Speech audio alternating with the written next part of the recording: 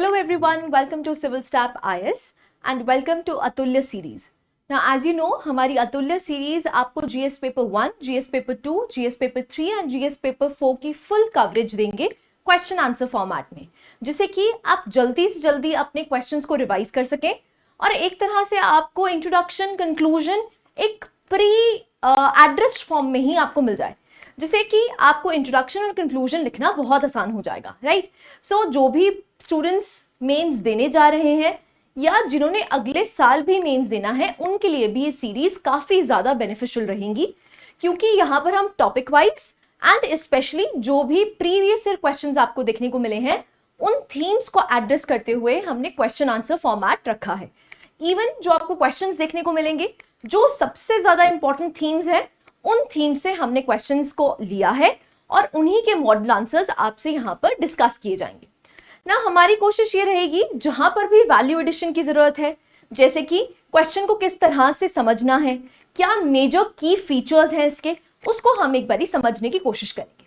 So let's start the session without wasting any time.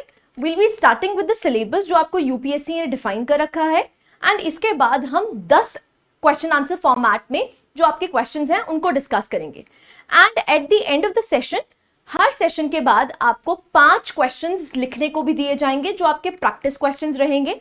जो भी students online लिखना चाहते हैं उनके लिए भी यहाँ पर फ्री ऑफ कॉस्ट आपको यहाँ पर इवैल्यूएशन भी प्रोवाइड करी जाएगी, एंड इवन जो ऑफलाइन लिखना चाहते हैं वो हमारे ऑफलाइन सेंटर पे विजिट कर सकते हैं और अपने क्वेश्चंस के जो वैल्यूएबल फीडबैक है वो हमारे से ले सकते हैं, and that too free of cost, right. So let's start the session. पहला क्वेश्चन एड्रेस करते हैं।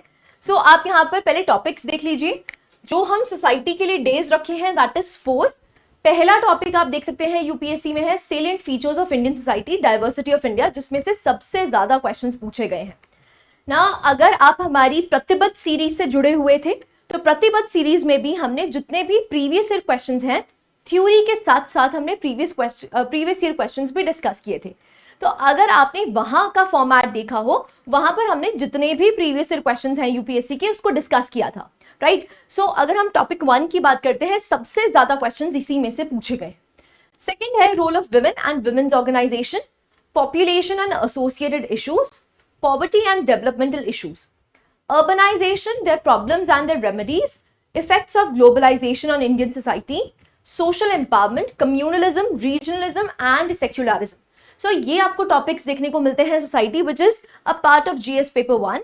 अगेन अ क्रूशियल टॉपिक ना, एज यू नो सोसाइटी का ऐसा टॉपिक्स आपको देखने को मिलते हैं जो हर बच्चे को आते हैं, बट आप यहाँ पर क्या कर सकते हैं, एक एक्स्ट्रा एज लेके आ सकते हैं। कैसे?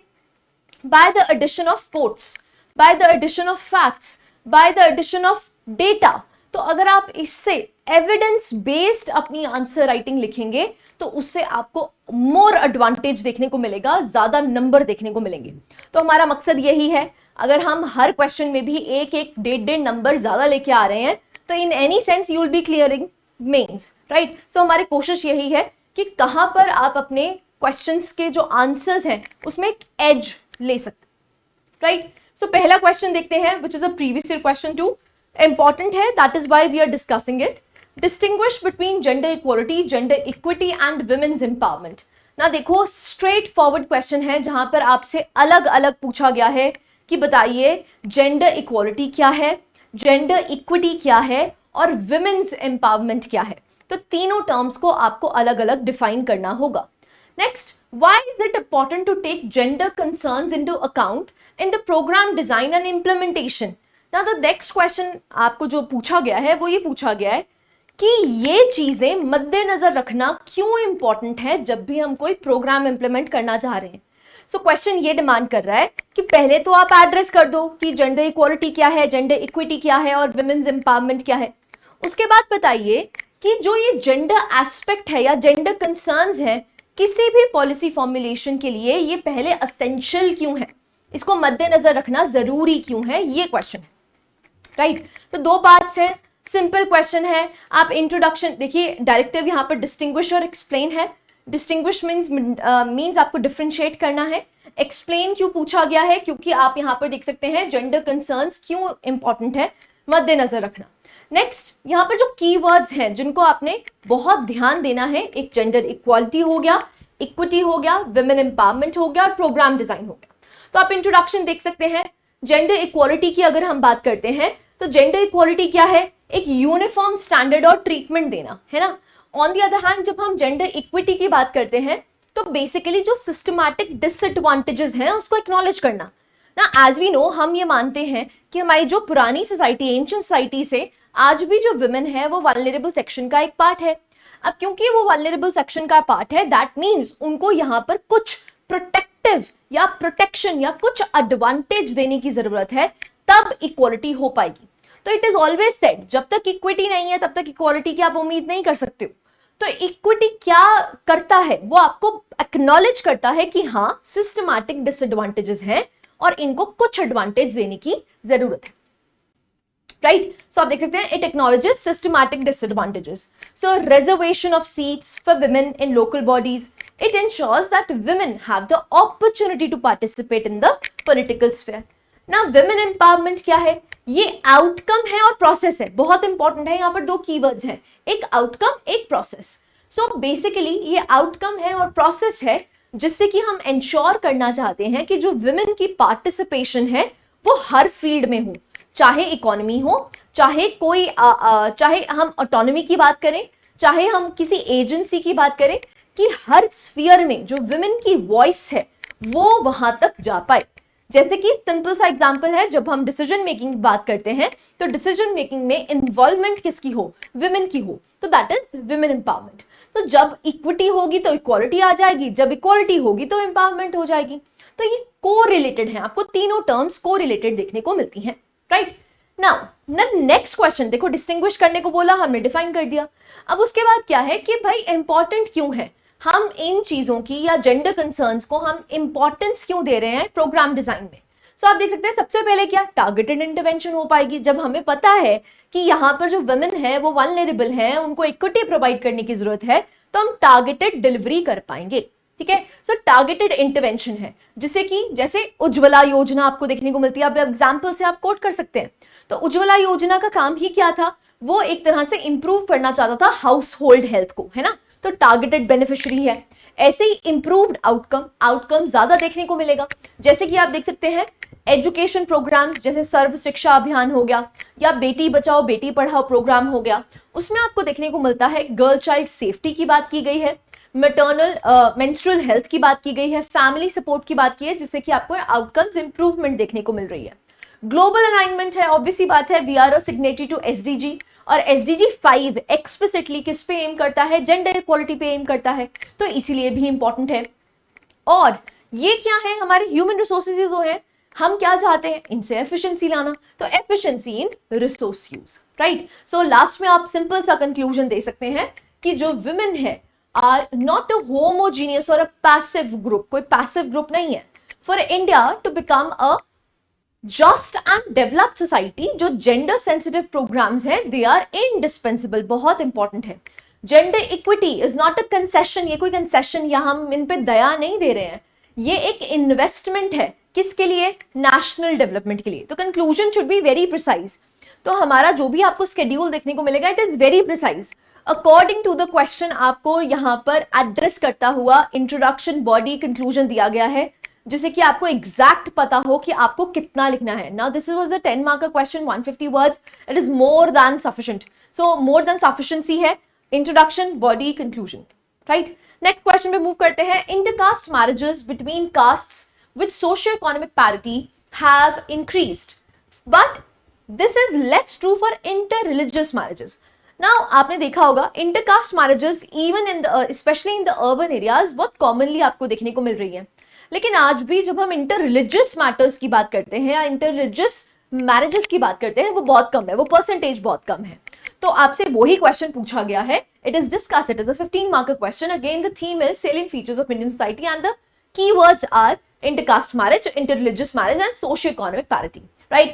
Now, this question demands you to write the fact. अगर आप फैक्ट नहीं लिखेंगे तब तक आपका आंसर अधूरा रहेगा, तो हम इंट्रोडक्शन में ही फैक्ट लिख लेते हैं। तो आप यहाँ पर देख सकते हैं इंडियन ह्यूमन डेवलपमेंट सर्वे ने यहाँ पर सर्वे किया है that around 5% of marriages are intercaste and only 2.2 marriages 2.2% marriages are inter religious. तो इंटर रिलीजियस का जो परसेंटेज है इज वेरी लेस। तो इंटरकास्ट मैरिजेस धीरे धीरे करके इंप्रूवमेंट शो कर रही है, specially in the urban and the metropolitan areas. वहां पर आपको इंटरकास्ट मैरिजेस तो देखने को मिल रही है, बट जो इंटर रिलीजियस मैरिजेस है वो बहुत मिन्यूस्क्यूल है, बहुत कम है, राइट। सो डेटा से ही हमने प्रूव कर दिया कि हाँ, इंटर रिलीजियस मैरिजेस जो है वो कम है, राइट। सो आप देख सकते हैं जो while caste boundaries are slowly eroding, जो कास्ट बाउंड्रीज है वो इरोड तो हो रही हैं, किसकी वजह से? एजुकेशन की वजह से, जॉब प्रोफाइल की वजह से। तो ऐसा जो कास्ट बाउंड्रीज है वो तो इरोड हो रही हैं, लेकिन रिलीजियस मैटर्स आज भी काफी ज्यादा स्ट्रॉन्ग रह रहे हैं ना। डिस्कस करने को बोला तो ऑब्वियसली बात है, हमें रीजंस बताने हैं कि क्यों इंटरकास्ट मैरिजेस इंक्रीज हुई हैं और क्यों इंटर रिलीजियस मैरिजेस आज भी इंक्रीज नहीं हो पाई हैं। जब हम इंटरकास्ट मैरिजेस की बात करते हैं तो आप यहाँ पर फैक्ट शो कर सकते हैं कि जब अर्बनाइजेशन की वजह से जो अनोनिमिटी हुई है, नहीं तो जो आपके अर्बन सेक्टर्स हैं वहां पर कौन पूछता है कास्ट? नोबडी केयर्स, है ना। कल को आप कहीं पर जॉब कर रहे हो तो आपसे पहले आपकी कास्ट नहीं पूछी जाती है, आपसे आपकी प्रोफाइल पूछी जाती है कि आपने कितनी एजुकेशन ली है, आपके पास कितना एक्सपीरियंस है, राइट। तो ये अर्बनाइजेशन और अनोनिमिटी की वजह से आपको देखने को मिल रहा है कि न्यूट्रल ग्राउंड्स हो चुके हैं, जिसकी वजह से जो कास्ट बाउंड्रीज हैं वो इरोड हो रही हैं। तो सोशियोलॉजिस्ट एम.एन. श्रीनिवास ने भी कहा था कि जो मॉडर्नाइजेशन है इट वीकन्स कास्ट बाउंड्रीज। तो यहां से आप एक तरह से एक्नॉलेज कर रहे हैं कि हाँ भाई, कास्ट बाउंड्रीज जो है वो मॉडर्नाइजेशन की वजह से, अर्बनाइजेशन की वजह से फेड आउट हो रहे हैं, राइट। नेक्स्ट, एजुकेशन और professional integration. As I told you, जो कॉलेजेस हैं या कॉर्पोरेट एनवायरमेंट्स हैं वहां पर आपको ग्रेटर इंटरकास्ट सोशलाइजेशन देखने को मिल रही है, which fosters friendship and romantic relationships, right. So यहाँ पर आपको देखने को मिलता है किस पे फोकस किया गया है? इंडिविजुअल ऑटोनॉमी पे फोकस किया गया है, रैशनल चॉइसेस पे फोकस किया गया है, इगैलिटेरियनिज्म है, इक्वालिटी है सब में। तो इसीलिए आपको यहाँ पर इंटरकास्ट मैरिजेस इंक्रीज होती हुई दिख रही है। Changing aspirations and media influence, इसकी वजह से भी आपको देखने को मिल रहा है। सो ओटीटी प्लेटफॉर्म्स में, सिनेमा में आपको ये जो इंटरकास्ट मैरिजेस हैं ये बहुत कॉमनली देखने को मिल रही हैं। जैसे आप देख सकते हैं movies like Sairat, article 15, they reflect both the possibility and resistance to intercaste marriages, right? तो आप एग्जाम्पल से यहाँ पर कोट कर सकते हैं जिससे कि आपकी आंसर को क्रेडिबिलिटी मिल जाएगी। Why interreligious marriages face more resistance? आज भी इंटररिलीजियस मैरिजेस जो है वो बहुत कम है। सबसे पहला क्या है? Perceive threat of religious identity. अब रिलीजन एक कलेक्टिव आइडेंटिटी है, तो आपको ऐसा लगता है कि अगर आप इंटररिलीजियस मैरिजेस करेंगे तो जो आपकी पर्सनल आइडेंटिटी है वो डिल्यूजनल हो जाएगी, ठीक है। तो इसीलिए it is perceived as delusion और बिट्रेयल ऑफ फेथ, ठीक है। नेक्स्ट, मॉरल पुलिसिंग है, सोशल ऑब्स्टार्निज्म आपको देखने को मिलता है। अब सोसाइटल स्टिग्मा है, जिसकी वजह से बहुत सारे आपको ऐसे एस्पेक्ट्स देखने को मिलते हैं जहां पर इंटररिलीजियस मैरिजेस को एक्सेप्ट नहीं किया जाता है। तो जैसे लव जिहाद का कॉन्स्पिरेसी थ्योरीज जो आपको देखने को मिलती है, they promote the idea that one religion is trying to dominate the another, right. ऐसे ही फैमिली ऑनर और रिचुअल इनकम्पैटिबिलिटी आपको देखने को मिलती है। अगर इंटररिलीजियस मैरिजेस होती हैं तो जो कोलैबोरेशन है, वो जो कोहैबिटेशन है वो बहुत ज्यादा कॉम्प्लेक्स हो जाती है। ऐसे ही जो पॉलिटिकल और मीडिया सेंसेशनलाइजेशन आपको देखने को मिलता है, जैसे उत्तर प्रदेश का आपको prohibition of unlawful religious conversion ordinance देखने को मिला, तो उसकी वजह से भी एक तरह से हम कह सकते हैं कि सोसाइटी में इतनी एक्सेप्टेंस नहीं है किसकी? इंटररिलीजियस मैरिजेस की, right. So conclusion, while intercaste marriages reflect gradual change, लेकिन जो इंटररिलीजियस मैरिजेस हैं वो आज भी एक तरह से they face resistance, right. So this was the simple question. Again question को समझने की जरूरत है, उसके बाद उसको एड्रेस करने की जरूरत है। नेक्स्ट क्वेश्चन में मूव करते हैं, question number 3, what is regional disparity, how does it differ from diversity. Now the straight forward question है कि रीजनल डिस्पैरिटी क्या है और डाइवर्सिटी। रीजनल डाइवर्सिटी, अब जैसे अगर हम पंजाब हरियाणा की बात करें तो आपको डाइवर्सिटी कितनी ज्यादा देखने को मिलती है? एवरी 20-25 किलोमीटर्स में आपको कल्चर चेंज होता हुआ दिखता है, दैट इज डाइवर्सिटी। लेकिन डिस्पैरिटी क्या है? जब हम कहते हैं इंडिया एज अ होल, क्या India as a whole developed हो चुका है? नहीं। मेट्रोपॉलिटन सिटीज देख लो, दिल्ली देख लो, कोलकाता देख लो, मुंबई देख लो, वो आपको हाईली डेवलप देखने को मिलते हैं। वो अगर आप झारखंड, छत्तीसगढ़, उड़ीसा के कोई रूरल डिस्ट्रिक्ट में जाएंगे वहां पर आपको डेवलपमेंट महसूस नहीं होती है। This is regional disparity. So जो ईस्टर्न स्टेट्स आपको देखने को मिल रही हैं, वो ईस्टर्न स्टेट्स नॉर्दर्न स्टेट्स से काफी ज्यादा डिस्पैरिटी पे हैं। तो आपसे सीधा स्ट्रेट फॉरवर्ड क्वेश्चन पूछा गया है, what is regional disparity and what is regional diversity, right. Now third part है इसका, how serious is the issue of regional disparity in India. ना रीजनल डिस्पैरिटी की वजह से ही आपको क्या देखने को मिलता है, प्रोटेस्ट्स या रेस्टलेसनेस, वो किसकी वजह से है, रीजनल डिस्पैरिटी की वजह से है। भाई कल को हम इंक्लूसिव डेवलपमेंट की बात कर रहे हैं तो ऑब्वियस सी बात है, क्या रीजनल डिस्पैरिटी के लिए जगह होनी चाहिए, नहीं होनी चाहिए। तो क्वेश्चन यही आपसे पूछ रहा है। तो इंट्रोडक्शन में आप यहाँ पर लिख सकते हैं, जो डाइवर्सिटी है वो एक तरह से नेचुरल वैरायटी है हमारे इंडिया की, जिसमें आपको languages, culture, food, customs, traditions बहुत सारे देखने को मिलते हैं। Disparity on the other hand क्या है, it is the inequality in the development. तो डेवलपमेंट का जो स्तर है वो किसी जगह तो बहुत ज्यादा है, किसी जगह कम है।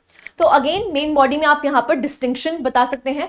डाइवर्सिटी क्या है इंडियन सोसाइटी की, it is inherently value neutral. On the other hand अगर हम डिस्पैरिटी की बात करते हैं तो अनइक्वल एक्सेस है किसका, रिसोर्सेज का। सो वहां पर आप एग्जाम्पल से भी कोट कर सकते हैं, आप इजिली यहाँ पर एग्जाम्पल दे सकते हैं, जैसे कि यहाँ पर दिया हुआ है।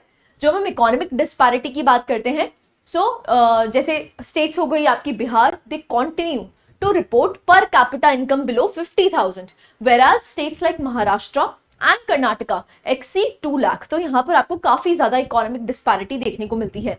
इवन जब हम हेल्थ डिस्पैरिटी की बात करते हैं तो वहां पर भी जो सेंट्रल और ईस्टर्न स्टेट्स हैं, जैसे कि Uttar Pradesh, Chhattisgarh, Orissa, they have high infant mortality rate and MMR which is maternal mortality rate, in contrast to states like जैसे केरला हो गया, तमिलनाडु हो गया, वहां पर आपको IMR और MMR काफी कम देखने को मिलता है। ऐसी एजुकेशनल डिस्पैरिटी की भी बात करते हैं, केरला की अगर बात करते हैं तो वहां पर 90% से भी ज्यादा आपको लिटरेसी रेट देखने को मिलता है। लेकिन अगर वहीं बिहार की बात करते हैं तो वहां पर आपको एजुकेशनल डिस्पैरिटी देखने को मिलती है 70%। ऐसे ही अगर हम बात करते हैं इंफ्रास्ट्रक्चर डिस्पैरिटी है।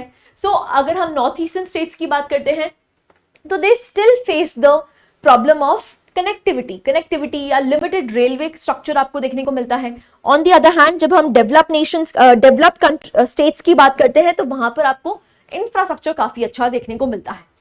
एक तरह से आप यहाँ पर कंक्लूड कर सकते हैं कि यहाँ पर इंक्लूजन सेंट्रिक मॉडल की जरूरत है। जब तक ये डिस्पैरिटी हटेगी नहीं तब तक डाइवर्सिटी में भी आपको प्रॉब्लम्स देखने को मिलेंगी। क्यों? क्योंकि फिर आप किस बेसिस पे अपने आप को सेग्रीगेट करते हो कि हमारा रीजन प्रॉस्परस है, हमारा रीजन प्रॉस्परस नहीं है। Naxalism is one of the major criteria जो आपको देखने को मिला ड्यू टू डिस्पैरिटी। तो डिस्पैरिटी को हमें कम करना है। कैसे कम कर सकते हैं? हम इंक्लूजन सेंट्रिक मॉडल से कर सकते हैं, जिससे कि हम जैसे एक भारत श्रेष्ठ भारत को हम यहाँ पर इंप्रूव कर सकते हैं। डाइवर्सिटी तो हमारी कंट्री में है ही, लेकिन जब तक हम डिस्पैरिटी को डिस्क्लोज नहीं करेंगे, क्लोज नहीं करेंगे, ब्रिज नहीं करेंगे, तब तक जो डाइवर्सिटी है वो भी खतरे में है। क्लैरिटी है? नेक्स्ट क्वेश्चन में मूव करते हैं। Question number 4, despite comprehensive policies for equity and social justice, underprivileged sections are not yet getting the full benefit of affirmative action envisaged by the constitution comment. उन्होंने पूछा है कि भाई देखो, हमने बहुत सारी स्कीम्स चलाई हैं वल्नरेबल सेक्शंस के लिए, लेकिन आज भी आपको देखने को मिलता है कि इन अफर्मेटिव एक्शंस का फिर भी इतना ज्यादा बेनिफिट नहीं हुआ है। आज भी आपको ऐसी सोसाइटीज देखने को मिल रही हैं जो वल्नरेबल हैं, वो और भी ज्यादा वल्नरेबल है। तो आपको स्टार्टिंग ही वहां से करनी है कि हमारे कॉन्स्टिट्यूशन में ही अगर हम बात करते हैं तो article 15 clause 4, 16 clause 4, 15 clause 5, 16 clause 5 वो क्या एक तरह से बताता है, वो एक तरह से आपको क्या दे रहा है, इनको बेनिफिट प्रोवाइड करने की बात की है। वल्नरेबल सेक्शंस को एक एफर्मेटिव एक्शन प्रोवाइड किया गया है, तो वहीं से आप स्टार्ट कर सकते हैं। तो आप देख सकते हैं रिजर्वेशन पॉलिसीज आपको देखने को मिलती है in education, in employment and even in politics. लेकिन फिर भी यहाँ पर जो वेलफेयर स्कीम्स चलाई गई हैं वहां पर भी अभी भी आपको कमियां देखने को मिलती हैं। तो चैलेंजेस क्या है, वो ही क्वेश्चन है, सिंपल सा क्वेश्चन है। तो challenges undermining the full realisation, क्या चैलेंजेस परसिस्ट करते हैं? सबसे पहले है elite capture within the marginalized communities, जिसको हम क्या बोलते हैं, द क्रीमी लेयर कॉन्सेप्ट। ना क्रीमी लेयर कॉन्सेप्ट आपको कहां पर देखने को मिलता है? ओबीसीज में देखने को मिलता है। इंद्रासानी केस ने क्या बोला था कि जो क्रीमी लेयर है, जो इन वल्नरेबल सेक्शन में भी इलीट हो चुके हैं, उनको रिजर्वेशन प्रोवाइड करने की जरूरत नहीं है। इलीट कैप्चर किया गया है इन मार्जिनलाइज सेक्शन का, जिसकी वजह से जो सच में वल्नरेबल है वो आज भी वल्नरेबल ही है। Next, poor implementation and leakages. अब बहुत सारी ऐसी स्कीम्स हैं जहां पर आपको करप्शन और लीकेजेस देखने को मिलती हैं, जिसकी वजह से फुल बेनिफिट नहीं मिल पाता है। Next, lack of awareness. बहुत सारे ऐसे आपको रिमोट ट्राइबल एरियाज देखने को मिल जाएंगे जहां पर अभी भी डिजिटल डिवाइड बहुत ज्यादा है, जिसकी वजह से इनको अवेयरनेस ही नहीं है। इतनी स्कीम्स चली हुई हैं, इतनी स्कॉलरशिप स्कीम्स हैं, लेकिन इनको पता ही नहीं है, राइट। नेक्स्ट अगर हम बात करते हैं, कॉन्टिन्यूड कास्ट डिस्क्रिमिनेशन आपको देखने को मिलती है। तो स्ट्रक्चरल डिस्क्रिमिनेशन आपको देखने को मिलती है, जैसे रोहित वेमुला केस से आपको देखने को मिला। अनटचेबिलिटी, सोशल बॉयकॉट आज भी है, राइट। ऐसे ही लिमिटेड फोकस ऑन इंटरसेक्शनैलिटी ना, अगर हम बात करते हैं जो एग्जिस्टिंग एफर्मेटिव एक्शंस हैं, it fails to address the overlapping vulnerabilities, जैसे such as the tribal women ना, विमेन एज अ कैटेगरी वो ही वल्नरेबल है, लेकिन जब हम ट्राइबल वुमेन की बात करते हैं, they are most vulnerable. So vulnerable में भी आपको एक ऐसा सेक्शन देखने को मिलता है जो मोर वल्नरेबल है, right. So tribal women with disability तो और भी ज्यादा वल्नरेबिलिटी है। ऐसे ही मुस्लिम दलित अगर है तो और भी ज्यादा वल्नरेबिलिटी है। सो इसको कहते हैं limited focus on intersectionality, right. तो इसकी वजह से आपको देखने को मिलता है कि जो हम स्कीम्स चला भी रहे हैं उनके भी एज सच आपको बेनिफिट्स नहीं देखने को मिल रहे। क्लैरिटी है? तो सिंपल सा क्वेश्चन था, लेकिन क्वेश्चन को एड्रेस प्रॉपर्ली करना है। नेक्स्ट क्वेश्चन में मूव करते हैं, question number 5। Does urbanization lead to more segregation or marginalization of the poor in Indian metropolises? Straightforward question है, क्या urbanization की वजह से आपको ऐसा देखने को मिल रहा है कि और ज्यादा सेग्रीगेशन हो गई है? टेक द एग्जांपल, जब हम मुंबई की बात करते हैं तो वहां पर आपको दुनिया का लार्जेस्ट स्लम देखने को मिलता है। सबसे बड़ा स्लम अगर हम कहते हैं तो दैट इज धारावी। तो क्या अर्बनाइजेशन की वजह से और भी ज्यादा सेग्रीगेशन हो गई है? तो ये क्वेश्चन पूछा गया। तो आप यहां पर इंट्रोडक्शन में लिख सकते हैं कि जो अर्बनाइजेशन है वो बेसिकली एक तरह से सिंबल कहलाया जाता है कि हाँ जी हम डेवलप हो गए, लेकिन वहां पर जब हम माइन्यूटली डिटेल्स में जाते हैं तो वहां पर आपको देखने को मिलता है सेग्रीगेशन और marginalisation of the urban poor, right. So main body में आप लिख सकते हैं ऐसा क्यों है। सबसे पहला क्या है, स्पेशल सेग्रीगेशन आपको देखने को मिलती है। As I have told you the examples, आप एग्जांपल्स यहां पर कोड लिख सकते हैं। सो जैसे इंक्रीजिंग सेग्रीगेशन आपको देखने को मिलती है अमंग क्लास एंड कास्ट, जैसे स्लम क्लस्टर्स धारावी, मुंबई, खुर्दा आपको भुवनेश्वर में देखने को मिलता है। ऐसे औरंगाबाद की बात करते हैं तो कंचनबड़ी, तो ये आपको एरियाज देखने को मिलते हैं जो बड़े बड़े स्लम्स बन चुके हैं। तो आप देख सकते हैं एक तरह से they are cut off from the luxury environment. तो आपको एक तरफ तो इतने बड़े बड़े मॉल्स देखने को मिलेंगे, इतना डेवलपमेंट देखने को मिलेगा, लेकिन उसी सिटी में अगर आप दूसरी साइड जाओगे तो ऐसा आपको एक चेहरा देखने को मिलेगा जहां पर काफी ज्यादा पॉवर्टी है, राइट। ऐसे ही आपको देखने को मिलता है marginalization in socio economic and political terms. So जो इनफॉर्मल इकोनॉमी है वो इंक्रीज हो रही है। अब जैसे स्ट्रीट वेंडर्स की बात कर लो, कंस्ट्रक्शन वर्कर्स की बात कर लो, वेस्ट पिकर्स की बात कर लो, सो दे ऑपरेट, जो आपको अर्बन पुअर देखने को मिल रहा है वो ये काम कर रहा है। तो उसकी वजह से आपको देखने को मिल रहा है कि जो प्रधानमंत्री आवास योजना चलाया गया है, पब्लिक डिस्ट्रीब्यूशन सिस्टम चलाया गया है, आयुष्मान भारत चलाया गया, वो किन के लिए है? इन अर्बन पुअर के लिए भी है, राइट। सो एडिशनल एविक्शंस होती हैं, डिमोलिशंस होती हैं, जैसे कि आप एग्जांपल भी यहां पर कोट कर सकते हैं। Ahead of G20 summit 2023 in Delhi, large scale slum evictions took place without adequate rehabilitation. उनकी रिहैबिलिटेशन करी भी नहीं गई, तब भी उनको क्या किया गया एक तरह से, जस्ट सेकेंड, हाँ जी, सो उनको क्या किया गया? एविक्ट किया गया, राइट। तो उसकी वजह से भी आपको देखने को मिलता है कि सेग्रीगेशन एग्जिस्ट करती है। Next, structural and policy level issues आपको देखने को मिलते हैं। अब जो मास्टर प्लान्स या डेवलपमेंटल प्लान्स बनाए जाते हैं वो किनको मद्देनजर रखते हुए नहीं बनाए जाते? In poor vulnerable urban poor को जो एड्रेस करे उनके लिए बनाए नहीं जाते। तो इसीलिए जो सिटीज हैं वो खुद सेग्रीगेटेड हो चुकी है। एक तरफ तो आपको हाईली डेवलप्ड नेशंस देखने को मिलेंगे और एक तरफ जाओगे तो आपको ये पॉवर्टी देखने को मिलेगी। सो इसीलिए जो स्ट्रक्चरल और पॉलिसी लेवल में भी आपको इश्यूज देखने को मिल रहे हैं, राइट। सो कंक्लूजन में आप यहां लिख सकते हैं कि जो इंडिया की अर्बनाइजेशन है वो it must transit from being exclusionary and market driven to inclusive बनाने की जरूरत है एंड राइट बेस्ड बनाने की जरूरत है। तो एक तरह से जो सिटीज हैं they must recognise the urban poor, तभी हम कह सकेंगे कि हमने यहां पर इंक्लूसिव डेवलपमेंट की है। क्लैरिटी है? Now, has caste lost its relevance in understanding the multicultural Indian society? Elaborate your answer with illustrations. Again a simple question आपसे पूछा गया है कि क्या कास्ट ने लूज करती है अपनी relevance in understanding the multicultural Indian society? आपको बताना है विद इलस्ट्रेशंस, विद एग्जांपल्स। तो again caste has historically been the cornerstone in Indians social structure. So पहले बर्थ बेस थी, लेकिन अब ये हेरिडिटरी बेस हो चुकी है, जिसकी वजह से ये इनग्रेन्ड है हमारी इंडियन सोसाइटी में। नाउ मेन बॉडी क्या है? क्या कास्ट एक एंड्योरिंग इंस्टीट्यूशन है? क्या अभी भी आपको ये देखने को मिलता है? तो आप देख सकते हैं डिस्पाइट आर्टिकल 17 जहां पर अनटचेबिलिटी को अबॉलिश करने की बात की गई है, लेकिन आज भी आपको ऐसे एक्शंस देखने को मिल रहे हैं जो आज भी एक तरह से अनटचेबिलिटी या कास्ट सिस्टम को हटाने की बात कर रहे हैं। तो आज भी अगर हम रूरल इंडिया की बात करते हैं तो वहां पर आपको रेजिडेंशियल सेग्रीगेशन देखने को मिलती है, जैसे denial of access to public wells. So यहाँ पर डेटा भी आप कोट कर सकते हैं। According to Indian human development survey, over 27% of households reporting practices of untouchability. आज भी अनटचेबिलिटी प्रैक्टिस हो रही है। ऐसे ही अगर हम ऊना फ्लॉगिंग की बात करते हैं 2016 और the rape and the murder of Dalit girl in Hathras, तो वहां पर भी आपको कास्ट हायरार्कीज बहुत ज्यादा इनग्रेन्ड देखने को मिलती है। Caste in political mobilization and representation.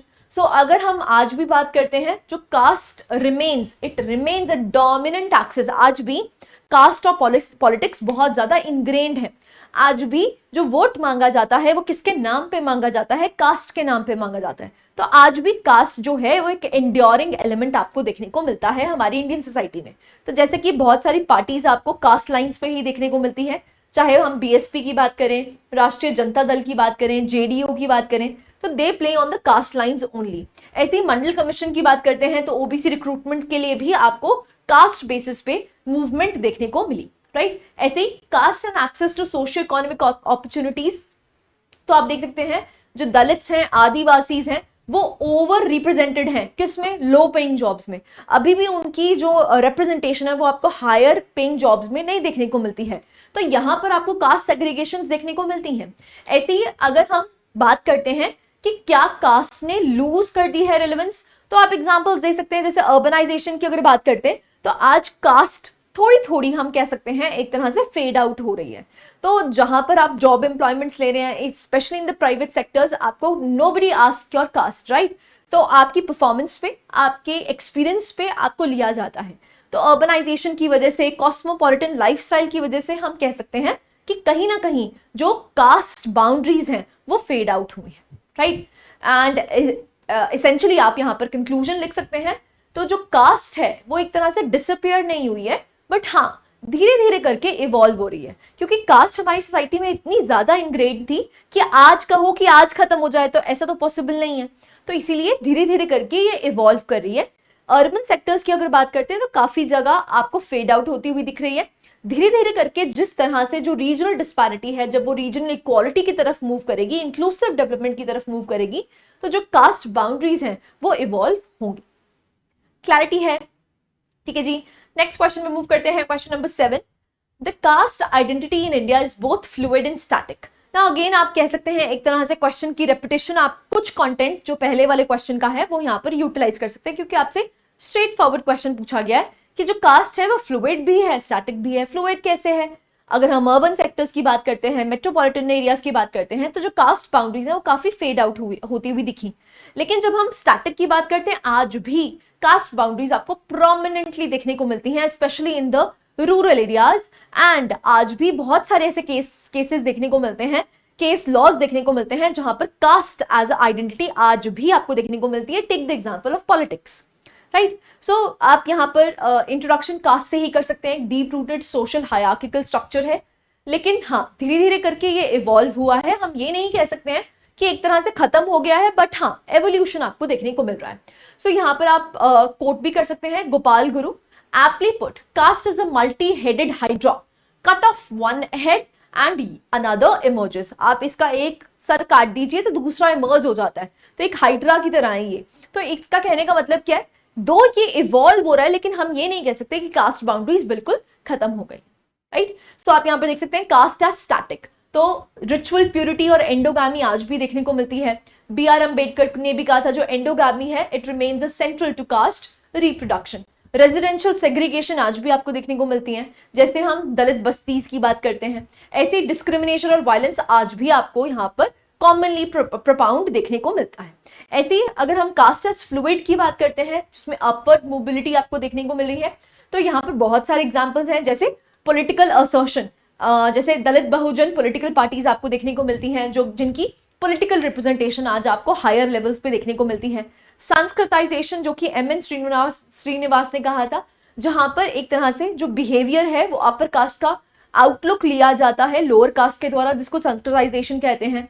Urban anonymity, जैसा कि मैंने आपको बताया, जो आईटी जॉब्स हैं या जो प्राइवेट जॉब्स आपको देखने को मिलती हैं, वहां पर कास्ट बाउंड्रीज काफी हद तक फेड आउट हो चुकी हैं।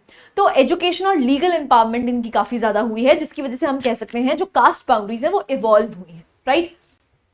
But there is a coexistence of fluidity and rigidity, a layered reality। आज भी आपको ऐसा देखने को मिलता है कि अगर हम कहें कास्ट बाउंड्रीज बिल्कुल खत्म हो गई है, ऐसा नहीं है। कास्ट आज भी एक डोमिनेंट फैक्टर आपको देखने को मिलता है। तो एक तरह से लेयर्ड कॉम्प्लेक्सिटी आपको देखने को मिलती है, राइट। सो जैसे दलित आईएएस ऑफिसर और एंटरप्रेन्योर में एंजॉय अथॉरिटी, उसके पास अथॉरिटी है, रिस्पेक्ट है, पैसा है, लेकिन फिर भी जब हम सोसाइटी की बात करते हैं तो सोसाइटी में उसका क्या औदा है, क्या स्टेटस है कि हाँ he belongs to a Dalit community, right. So इसीलिए आपको ये लेयर्ड रियलिटी आज भी देखने को मिलती है। अर्बन हाउसिंग सोसाइटीज की बात करते हैं, जो लोअर कास्ट फैमिलीज हैं दे में बी सटली एक्सक्लूड किया जाएगा उनको, राइट। ऐसे ही Dalit and Adivasi students they report discrimination. Even अच्छे अच्छे कॉलेजेस में आपको ऐसा देखने को मिलता है कि दलित्स के साथ या ट्राइबल्स के साथ कुछ बुरा किया गया just because they were Dalits and tribals, right. Next, in policies, caste is both an instrument of empowerment and exclusion। तो हम कह सकते हैं empowerment भी हो रही है, क्यों? क्योंकि reservation policies आपको देखने को मिले, लेकिन आज भी society इनको exclude करके बैठी है, ठीक है। तो एक तरह से आप कह सकते हैं एक complex reality है, एक layered reality आपको देखने को मिलती है कि जो caste है वो static भी है, वो fluid भी है, right। Next, you can conclude easily। Next question में मूव करते हैं। Explain why suicide among young women is increasing in Indian society. Indian society में ये इंक्रीज क्यों कर रहा है? यंग वुमेन की जो सुसाइड रेट्स हैं वो बढ़ गए हैं। तो अगेन आप यहाँ पर डेटा से स्टार्ट कर सकते हैं। सो अगर हम एनसीआरबी की बात करते हैं, स्पेशली जो इंडियन वुमेन है between the age group of 15 to 29 which is very young, more than 40% of female suicide victims were under the age of 30। सो इसीलिए आपको यहाँ पर जो रेट है वो हायर देखने को मिल रहा है। तो सीधा स्ट्रेट फॉरवर्ड क्वेश्चन है क्यों, why? The reason is number 1 आप कह सकते हैं सोसाइटल प्रेशर और जेंडर्ड एक्सपेक्टेशंस। तो फैमिली ऑनर के, मैरिजेबिलिटी के लिए या कन्फॉर्मिटी के लिए यहाँ पर ओवर प्रेशर है, सोसाइटल प्रेशर है, जिसकी वजह से आपको यंग वुमेन जो है उनका सुसाइड रेट्स काफी ज्यादा देखने को मिल रहे हैं, राइट। तो आप देख सकते हैं फोर्स्ड या अर्ली मैरिज, डोमेस्टिक वायलेंस या reproductive control remains the largely with family और स्पाउस। ऐसे ही lack of mental health awareness, तो मेंटल हेल्थ अवेयरनेस इनके पास नहीं है, रादर एक्सेसिबिलिटी नहीं है। तो स्कूल कॉलेज काउंसलिंग मैकेनिज्म यहाँ पर हम चला सकते हैं। इंडिया हैज 1 साइकाट्रिस्ट पर लाख पीपल, तो हमारे यहाँ पर साइकाट्रिस्ट ही बहुत कम है, जिसकी वजह से मेंटल अवेयरनेस या मेंटल हेल्थ अवेयरनेस इतनी ज्यादा नहीं है, एक्सेसिबिलिटी भी नहीं है, राइट। ऐसे ही राइजिंग एस्पिरेशंस है और श्रिंकिंग स्पेस है। तो एजुकेशन और अवेयरनेस की वजह से काफी लेडीज को एम्पावरमेंट तो फील हुई है, लेकिन दे एस्पायर कि हमारा करियर ऐसा बने, हमें फ्रीडम हो, हमें ऑटोनॉमी हो, लेकिन जो ट्रेडिशनल एक्सपेक्टेशंस हैं वो उनको बांध के रखते हैं, जिसकी वजह से उनके सोसाइटल प्रेशर्स की वजह से वो सुसाइड करती हैं, राइट। तो आप देख सकते हैं this aspiration versus reality gap, ठीक है। तो उसकी वजह से it leads to identity crisis, जिसकी वजह से दे फील डिस्ट्रेस्ड, राइट। ऐसे ही unpaid care work and role overload की वजह से भी आपको देखने को मिल रहा है। डुअल ओवरलोड आपको देखने को मिलता है, घर का भी काम करना पड़ता है, बाहर का भी काम करना पड़ता है, जिसकी वजह से डुअल प्रेशर है। तो उसकी वजह से भी आपको सुसाइड रेट्स हाई होते हुए दिख रहे हैं। केस स्टडीज एंड एग्जांपल्स आप यहाँ पर देख सकते हैं। जो दिल्ली कमीशन फॉर वुमेन है 2022, it reported a 20% rise in distress calls from young girls. तो वहां पर आपको देखने को मिल रहा है, जिसकी वजह से इमोशनल स्ट्रेस जो है उनको ज्यादा केटर करना पड़ रहा है। ऐसे ही media reports frequently document suicides among college students. So hostile educational environments हैं, जैसे कोचिंग सेंटर्स हो गया या प्रोफेशनल कॉलेजेस हो गए, ड्यू टू रिलेशनशिप इश्यूज या फिर पेरेंटल प्रेशर्स की वजह से आपको सुसाइड रेट्स काफी ज्यादा देखने को मिल रहे हैं।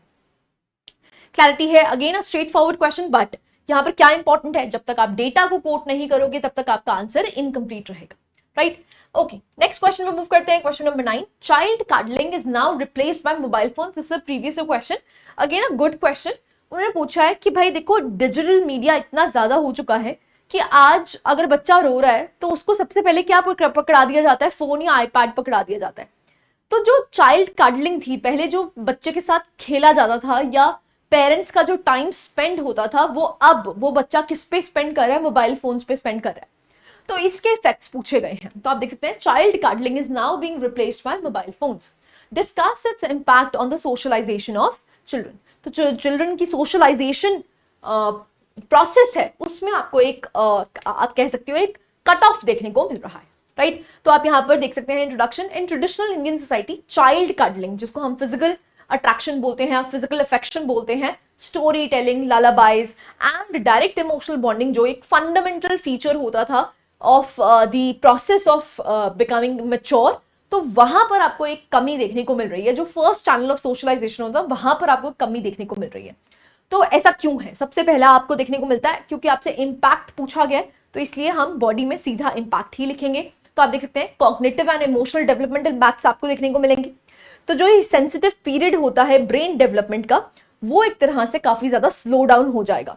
प्लस जो आपको सिक्योरिटी, ट्रस्ट, सोशल रिस्पॉन्सिवनेस देखने को मिलती है, वहां पर भी आपको एक कमी देखने को मिल रही है। तो passive screen exposure specially before 5 reduces the active brain stimulation. जो एक्टिव ब्रेन स्टिमुलेशन 5 साल तक होता है, वो आपको कमी देखने को मिलेगी।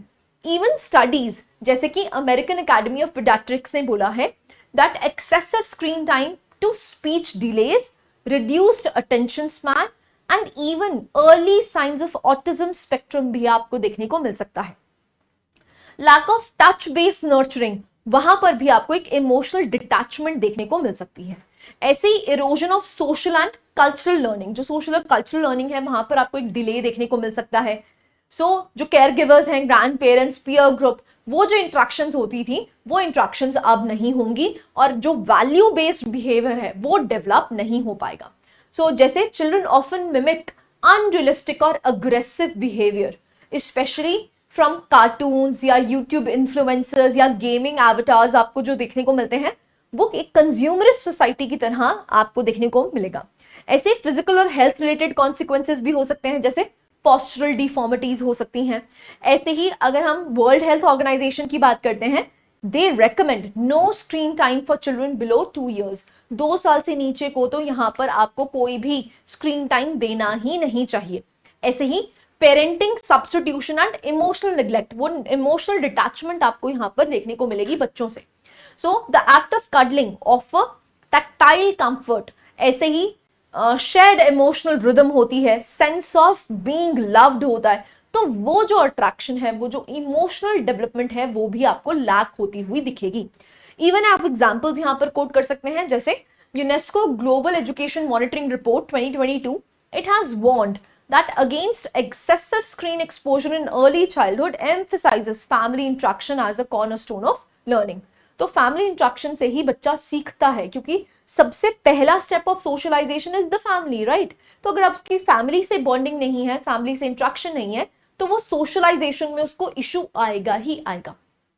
देन यू कैन कंक्लूड, जो रिप्लेसमेंट ऑफ चाइल्ड कडलिंग है जो मोबाइल फोन से हो रही है, वो एक तरह से शॉर्ट टर्म आपको कन्वीनियंस दे रही है, लेकिन आपके बच्चे के लिए वो लॉन्ग टर्म में जो कोर फाउंडेशन है एक हेल्दी सोशलाइजेशन की, वो डेवलप नहीं हो पाएगी। क्लैरिटी है? Next last question for the day, what are the main features of Vedic society and religion? Do you think some of the features are still prevailing in Indian society? ना आपसे पूछा, direct question पूछा गया है कि बताइए main features वैदिक society और रिलीजन के क्या हैं, क्या आज भी उसके कुछ एस्पेक्ट्स आपको देखने को मिलते हैं? This is the question, right. तो आप देख सकते हैं वैदिक पीरियड को आप यहाँ पर डिफाइन कर सकते हैं 1500 to 500 BCE, जो अर्ली वैदिक पीरियड है जिसको हम ऋग वैदिक पीरियड कहते हैं, और उसके बाद आपको लेटर वैदिक पीरियड देखने को मिला। स्वामी विवेकानंद ने कहा है the roots of Indian spirituality they lie in the Vedas, right. Now main features की अगर हम बात करते हैं तो वर्ण सिस्टम आपको देखने को मिला, जो प्रोटोकास्ट स्ट्रक्चर, बट उस टाइम ये बर्थ बेस्ड था, सॉरी आपका ऑक्यूपेशन बेस्ड था, लेकिन आज आपको बर्थ बेस देखने को मिल रहा है। ये लेटर वैदिक पीरियड में ही रिजिड और हेरिडिटरी बना। पेट्रियार्कल और पेट्रिलिनियर सोसाइटीज आपको देखने को मिलती है, पेट्रियार्कल की बात करते हैं तो मेल हेडेड, पेट्रिलिनियन की बात करते हैं तो वहां पर आपको देखने को मिलता है द फीमेल हेडेड आपको देखने को मिलते हैं। एग्जाम्पल आपको लोकमुद्रा घोष देखने को मिला। पॉलीजिनी और अगर हम चाइल्ड मैरिज की बात करते हैं, they begin gaining the stature in only later Vedic era, Rigvedic era में ऐसा नहीं था। रिचुअल सेंट्रिक रिलीजन जैसे यज्ञ हो गए, नेचर वर्शिप हो गई, तो ये आज भी हम प्रोपाउंडली आपको आज भी ये देखने को मिलता है, right. Priestly dominance led to the emergence of brahmanical orthodoxy especially in the later Vedic era. Gurukul system of education आपको देखने को मिलता है जब हम वेदास की बात करते हैं, एथिक्स की बात करते हैं, म्यूजिक, एस्ट्रोनॉमी की बात करते हैं, धर्म की बात करते हैं, ये सारी आपको कहां पर देखने को मिली? वैदिक एरा में ही देखने को मिली। स्ट्रॉन्ग किनशिप और कम्युनिटी वैल्यूज जैसे जन की बात करते हैं जिसको हम ट्राइब्स कहते हैं, या कुल की बात करते हैं जिसको हम क्लास कहते हैं, सभा समितिज जो थी वो प्रेवलेंट फीचर थी किसकी? ऋग्वेदिक एरा की। नाउ कॉन्टिन्यूटीज, आज आपको क्या कॉन्टिन्यूटी देखने को मिलती है कंटेम्प्रेरी इंडियन सोसाइटी में? पहला है रिचुअलिस्टिक कॉन्टिन्यूटी, जो कि मैं आज भी बता रही हूँ, आज भी यज्ञ करे जाते हैं, तो यज्ञ हो गए, मंत्र चांटिंग हो गई, वैदिक हिम्स हो गई, जैसे गायत्री मंत्र की अगर बात करते हैं तो आज भी हिंदू सेरेमनीज में कॉमनली, पूजा मैरिजेस में इसको कॉमनली यूटिलाइज किया जाता है। ऐसे ही प्रैक्टिसेस लाइक उपनयन जो कि सेक्रेट थ्रेड सेरेमनी है, ऐसे ही संस्कार जिसको हम संस्कार बोलते हैं, they are rooted in the Vedic tradition. Philosophical और स्पिरिचुअल इन्फ्लुएंस आज भी आपको देखने को मिलता है। वेदास उपनिषद से बहुत सारे से मॉडर्न स्पिरिचुअल डिस्कोर्सेज हैं, स्पेशली जो योग फिलोसफी है वो आज भी हमने यहाँ पर ली है। बहुत सारे ऐसे स्कूल्स हैं जो आज भी प्रेवलेंट हैं, जैसे अद्वैत वेदांता हो गया, समख्या हो गया, मीमांसा हो गया, जो आज भी आपको देखने को मिल रहे हैं। कास्ट लाइक हायरार्कीज आज भी आपको देखने को मिल रही है। पहले ऑक्यूपेशन बेस्ड थी, लेटर वैदिक एरा में आपको देखने को मिला बर्थ बेस्ड है, तो आज भी ये caste hierarchies they remain socially entrenched in our society. Patriarchal norms आज भी आपको देखने को मिल रहे हैं। एजुकेशन की अगर बात करते हैं, वो जो गुरु डिसाइपल एथोस है वो थोड़े थोड़े डिफरेंट हुए हैं। जो क्लासिकल फॉर्म है, म्यूजिक हो गया या फोक डांसेस हो गए, वहां पर भी आपको ये गुरु शिष्य प्रिंसिपल आपको डिसिप्लिन देखने को मिलता है, राइट। सो ऐसा नहीं है कि हम वेदास को बिल्कुल भूल चुके हैं। जो वैदिक कल्चर है वो आज भी हमारी सोसाइटी में प्रोमिनेंटली आपको देखने को मिल रहा है, राइट। दो चेंजेस हैं, थोड़े थोड़े चेंजेस आपको देखने को मिल रहे हैं, लेकिन फिर भी जो वैदिक ट्रेडिशंस हैं वो आज भी हमारी सोसाइटी में प्रेवलेंट हैं, राइट। सो उसके बाद आप आराम से कंक्लूड कर सकते हैं। So these were the 10 questions that we have discussed. As I told you, after every session, जैसे एक सेशन कंप्लीट होगा उसके बाद आपको 5 खुद प्रैक्टिस करने के लिए क्वेश्चंस दिए जाएंगे। तो पहला क्वेश्चन जो आप प्रैक्टिस कर सकते हैं, how does caste continue to influence social, political and economic life in India. Second है, discuss the role of women's movement in shaping gender justice in India. How have recent legal and social changes empowered women. Third है, what are the major causes of urban poverty in India. Suggest sustainable solutions to address the multi-dimensional aspects of poverty in urban areas. Fourth है, population growth is not a curse, but a resource if harnessed properly. In light of this statement, analyze the demographic dividend and its challenges for India. Fifth है, examine the impact of globalization on traditional Indian family values and lifestyle. Do you think globalization is eroding India's social fabric? Now these are the questions that you can practice.